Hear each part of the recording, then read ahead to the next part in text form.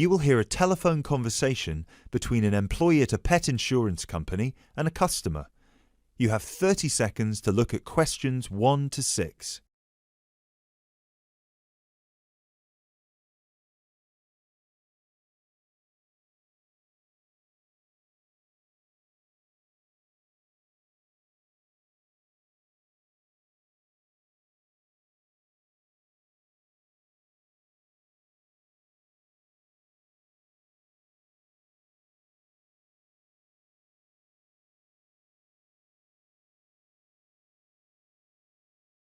Pet Protect UK, how can I help? Oh, hello there. I'm calling to inquire about your pet insurance plans. Of course, just give me a second, please. Sure. So, have you checked our website already to see the options we offer? I've had a quick glance, and I think I'm interested in the basic plan. Great. I need to just ask a few questions first then. Is your pet a dog, a cat, or a rabbit? It's a dog. And is it a puppy or... No, he's 3 years old. Right. May I ask, has your dog been insured before? I just adopted him from the rescue center last week, and I think he'd been there a while, so I doubt it. Okay, so you've had him for a week then. That's correct. Great. I apologise for asking this, but your dog, what's his name by the way? Fenton. Fenton, is that spelt with an F? Yeah. Fenton. Great. Thank you for that. So, according to the rescue centre, has Fenton ever attacked, bitten, or been aggressive towards a person or another animal? No, not at all. Excellent. And is he a guide dog or... No, just a house pet. Great. And you said he's 3 years old. Do you know the exact date of birth? Oh, yes, it's on the adoption certificate. Just give me a sec. It's May 19th, 2013. And do you know, has Fenton been neutered? Yes, he's been castrated. Excellent. And final question, what type of dog is Fenton? Is he a pedigree, a crossbreed, or a mixed breed? A crossbreed, I think. Right, crossbreed... Wait, sorry. What's the difference between the three? A pedigree is a dog whose parents are of the same breed. A crossbreed is from 2 different breeds, while a mixed breed is 3 or more. Then he's a mixed breed. Sorry about that. Right, no worries. So, could I take your full name, please? My name is Peter Pischinger. That's Pischinger. Right, thank you for that. And what's your address? That's 27 Cherry Drive, NW8 3HD. 3HD. And finally, a telephone number, please. 020-3634-7957. Thank you.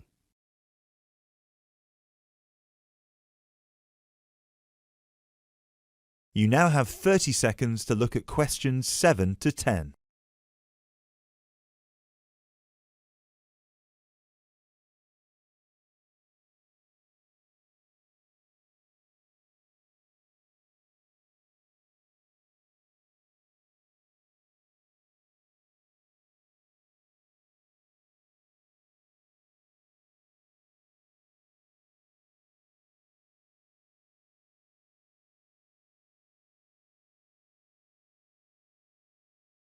Now, you said you were interested in the basic plan. Is that correct?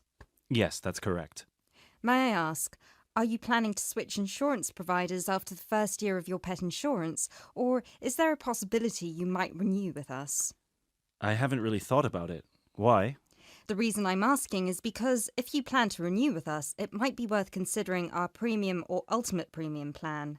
With the basic plan, you will have to pay the same fee of £8 per month regardless of how long you stay with us. If you choose one of our other 2 plans, though, you will receive a discount for the first 6 months. You'll only have to pay £12 for premium and £15 for ultimate. And then, depending on your circumstances, you might be eligible for further discounts after your first year, depending on how many expenses you claim. If you claim less than £300, you'll have to pay the same as for the basic plan, but receive the cover provided by the premium plan. Huh. Is that something you might be interested in? I'll have to think about it. Is it possible to switch to one of the other plans later on? Yes, of course. You can always upgrade. Let's stick to the basic plan for now then, and then I might call you back to switch. No problem. So, what happens now? Well, first we would need you to come over with little Fenton so we can have a look at his documents and medical history. We'd also need you to get him to the vet for a quick checkup. All of this is standard procedure before we can proceed with the insurance plan. And then, when all that's done, you can either set up a direct debit in person or you can call us back and do it over the phone. Right. And the basic plan will cover... Well, the basic plan covers veterinary fees, obviously, plus a few more things such as boarding costs, loss by theft or straying, advertising and reward, death by accident or illness. You can find a comprehensive list on our website, or I could forward it to you via email if you prefer. Thanks. I'll check the website. No problem. So, shall we book you an appointment so you can come over?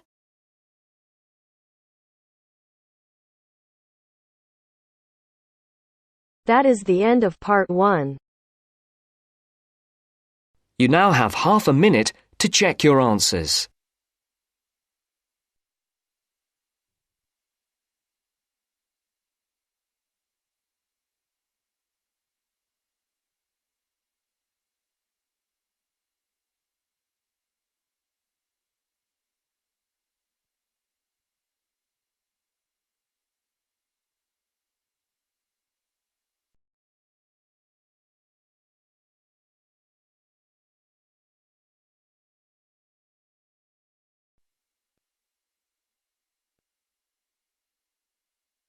Now turns to part 2. Part 2. First, you have some time to look at questions 11 to 17.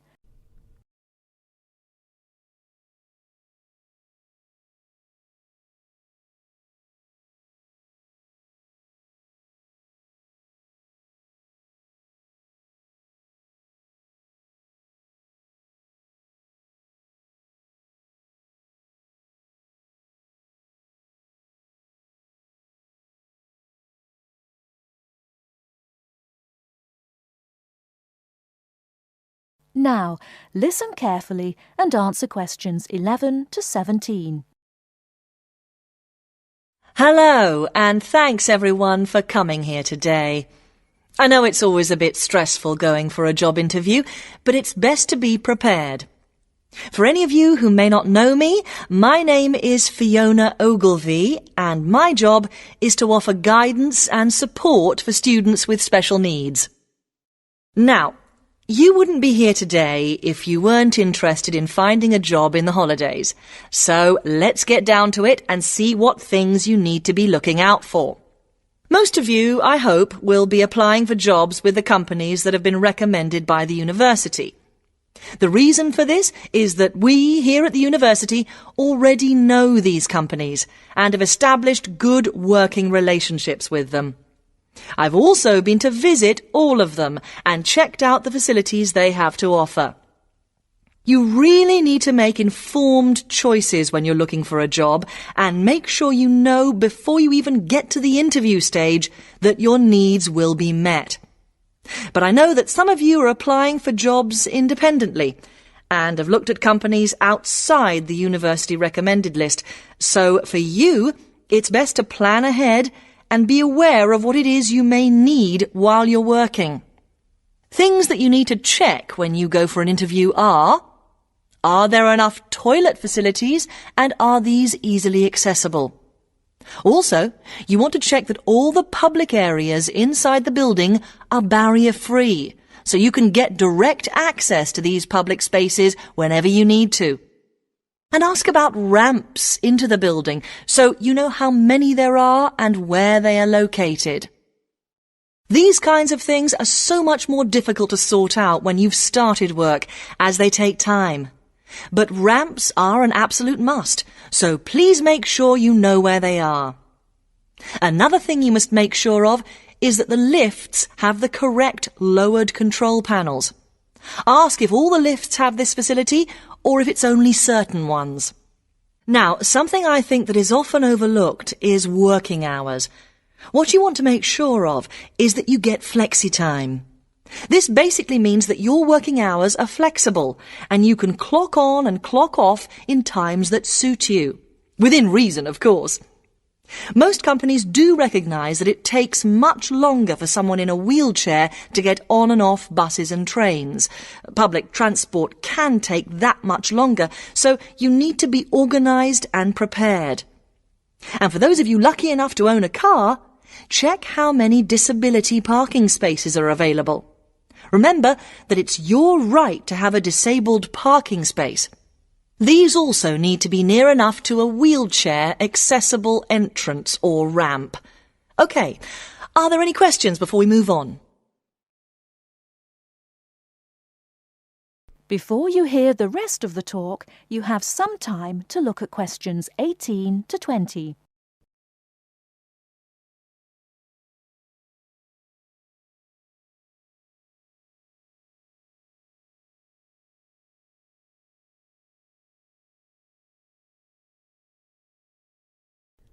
Now listen and answer questions 18 to 20. Right, let's move on then. Now I want to talk you through the series of visits to companies which we've got planned for next week. On Monday morning, we will be visiting the Lowland Hotel. They have various summer jobs available, working as a receptionist or conference organiser in their busy conference centre, organising and setting up conferences. You need to be prepared for working in an office environment and spending quite a bit of time talking on the telephone. The bus leaves for the hotel at 9 a.m, so make sure you leave yourself plenty of time to get there.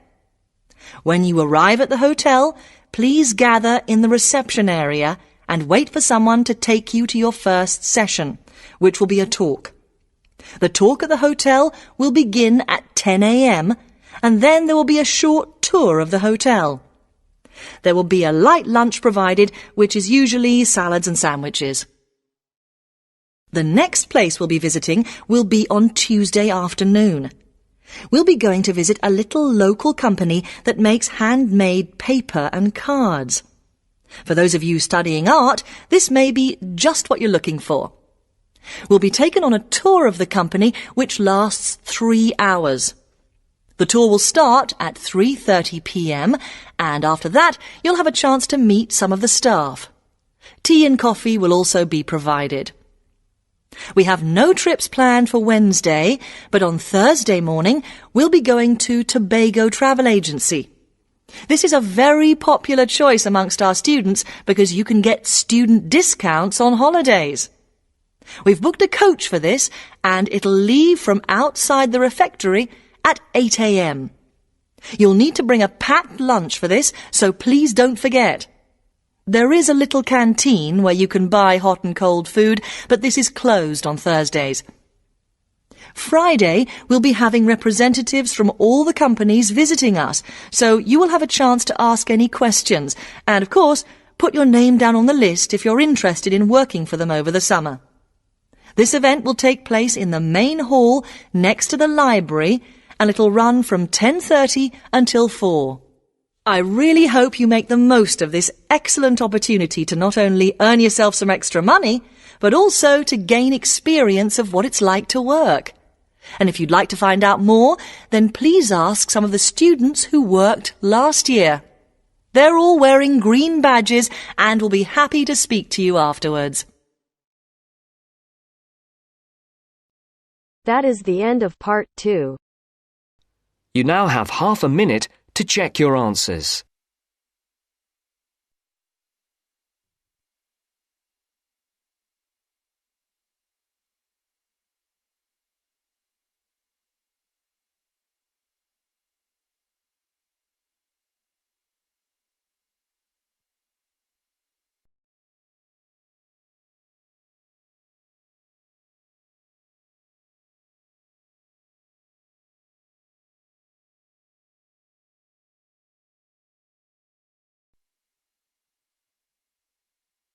Now turns to part 3. Part 3. You will hear a conversation between 3 students who are preparing a presentation. First, you have some time to look at questions 21 to 25.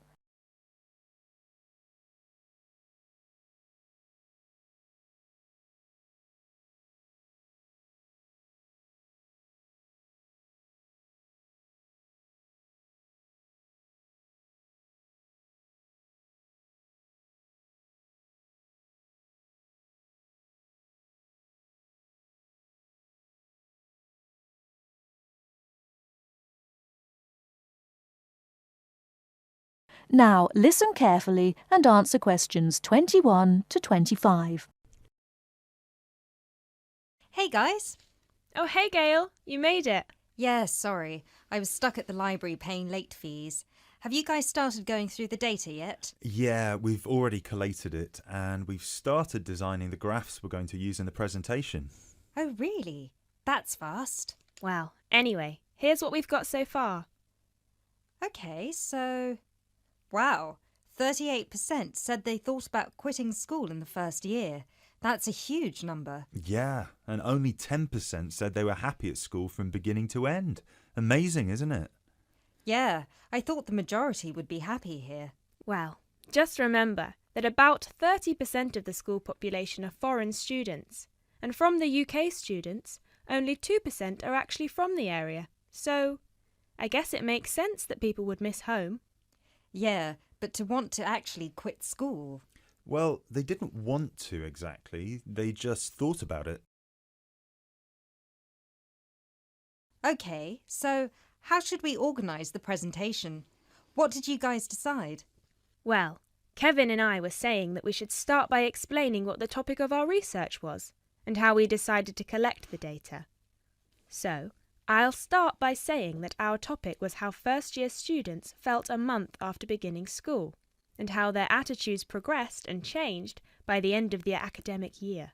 So then we were thinking that I should explain that the population we want to study was obviously first-year students, but because we need their complete experience from the beginning to the end of their first year, we'd have to actually poll students in their second and third year.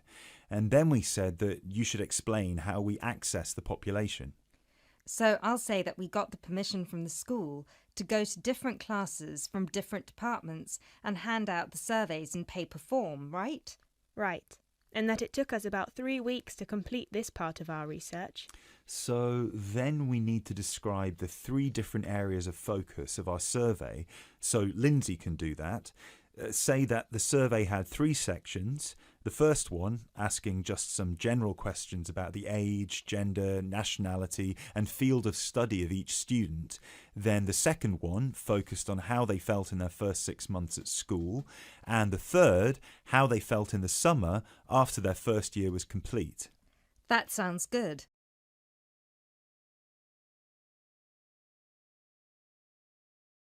You now have 30 seconds to look at questions 26 to 30.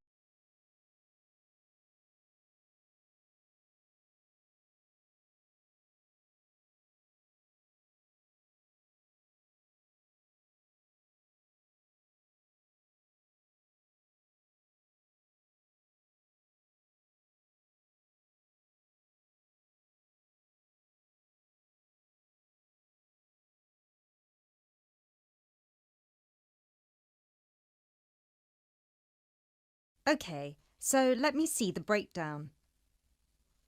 Okay, so we've got an equal distribution of boys and girls. That's good. Almost equal. 51% of the participants were boys, the rest were girls. Right, and 70% of the participants were British, while the other 30% were... 10% were from America and Asia, 2% were from Africa, and 18% were European. We had a small number of Australians as well, 0.03%, so I guess Europeans were 17.97% if you want to be precise. Which we should. Anyway, and obviously the age was all 20 or 21, with a few 19-year-olds. Only about 5%. No, wait. 4%. Right? No, it's 5%, look. Right, okay, so Lindsay will describe the 3 sections, And then you, Kevin, you'll describe the demographic and geographical breakdown, and You can start with the graph, and then we'll all explain the data together. Right, so we'll put this graph up on the board and explain that most students experience some form of homesickness or mild depression in the beginning of their course. But we need to point out that by the end of the year, it was only 5% that still felt like quitting school. Yeah, but remember that we didn't actually have the opportunity to interview or poll any of the students who left school. So the information we have only relates to current students, and those numbers might be bigger in reality. Yeah, I guess we need to mention that. But we did check the dropout rate for the last 2 years, and it was very low, so at the end of the day, the numbers can't be much bigger. Yeah. Anyway, so after we explain the data and we show the 3 graphs with the background information and the responses for 6 months and 1 year, we should spend some time also talking about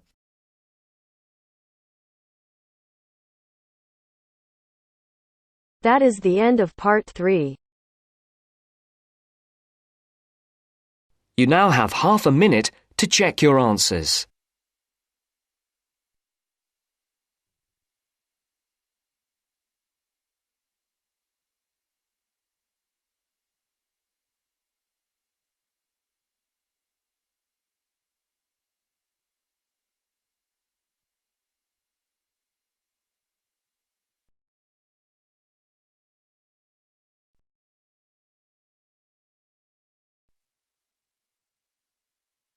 Now turns to part 4.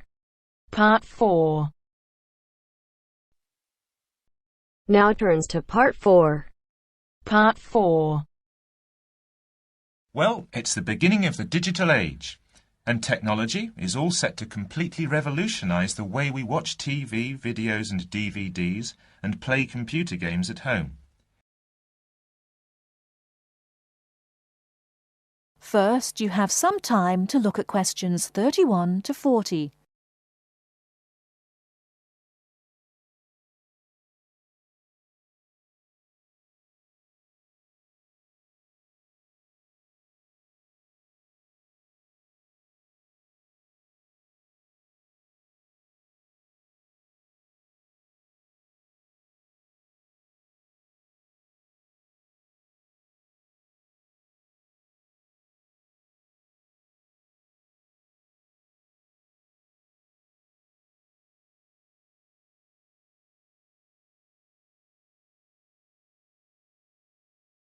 Now, listen carefully and answer questions 31 to 40. Well, it's the beginning of the digital age, and technology is all set to completely revolutionise the way we watch TV, videos and DVDs and play computer games at home. Here to tell us more about how we will be spending our leisure time at home in future is Anna Zabel. Hello. Yes, there will be huge changes in the way we use television, radio and new media in future. By this, I mean we will be able to do what we want, where we want and when we want. The result is that our homes will increasingly become home theatres, and all our entertainment at home will be available at the touch of a button. Now, most home entertainment these days is delivered over wires, but this is changing thanks to high-speed broadband. Downloading will become easier, and studios will eventually release movies, songs and video games directly to the consumer. So, for example, instead of a film opening on the big screen and eventually appearing on television, video and the internet, it can appear in all formats at once. This means that we will have more choice and control over the media we use. So, how will we use this media in our homes in future? There will be big changes in how we watch video and television. Several research groups and companies are trying to add depth to TV and other video displays in the form of a third dimension. So television and video screens will have depth. What do you mean by depth exactly? Do you mean 3D, like a hologram?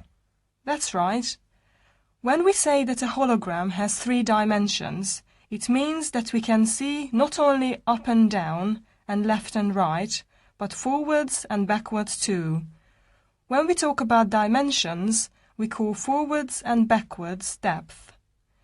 So when we say that a hologram has 3 dimensions, it means we can see up and down and left and right, just like a picture or photo. But we can also look into the hologram because the image it contains has depth. So instead of watching films on a flat screen, we will be watching them in 3D. Absolutely. Well, as we live in a 3D world, we shouldn't really be watching television and films in 2D. And the technology to make this happen is already there. 3D screens are being developed which can be placed throughout the house, even in busy areas of our homes, like doorways and halls. Now, these screens appear to float in air. So in the future, 3D holographic images will be sent into our homes, and we will be able to experience the action as if it is taking place right in front of our eyes. So, the action won't just look real, it will be real. Incredible! How does this technology work? Well, to get true 3D, each of your eyes has to see a slightly different image. 3D screens interweave multiple images in vertical stripes using special coatings and filters built into the screen. This means that each eye sees a different set of stripes. These screens are called lenticular screens. Now, these screens are easy to produce, and some laptop PCs and cell phones already have them. However, lenticular screens do have one disadvantage. The strain on the eyes and brain of putting together a 3D image from 2 flat ones can result in headaches and dizziness. But a few companies have developed a hologram 3D display which does not cause these problems. Instead of building images, then leaving them to the brain to put together, holograms create a whole image that reaches the eye exactly the way light from a real object does. You can even walk part of the way around a holographic image to see side and back views, just as you would do if the object was right in front of you. Twin holograms will let a couple watch 2 different programs on the same screen, even if they sit next to each other on the living room sofa. So no more arguing about which program to watch. That's right. Patio screens are being developed too. Patio screens? What are they exactly? Well, a patio screen is a big inflatable screen, which means you can take it outside your home and watch a film in your garden. Some patio screens are even equipped with DVD players, and some new ones may even have a wireless connection. Amazing developments there. Well, join us after the break when we will be talking.